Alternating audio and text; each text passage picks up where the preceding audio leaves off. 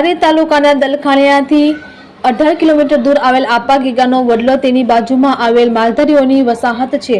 તે ગીર બોર્ડરને અડીને આવેલું આ ધામ છે। ત્યાંના મહંત બટુક બાપુ બાવાજી આપા ગીગાની સેવા પૂજા કરે છે।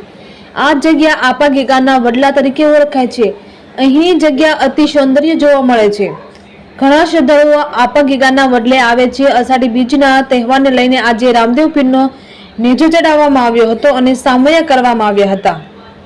બપોરનો પ્રસાદ શ્રદ્ધાળુઓને પીરસવામાં આવ્યો હતો। અહીંયા ભોજન અને ભોજન અવિરતપણે ચાલુ હોય છે। આ જગ્યા ધારી તાલુકામાં પ્રખ્યાત છે।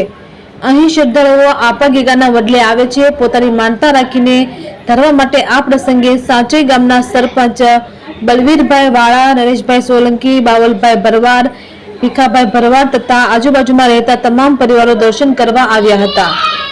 રિપોર્ટર સંજય વાળા, ધારી।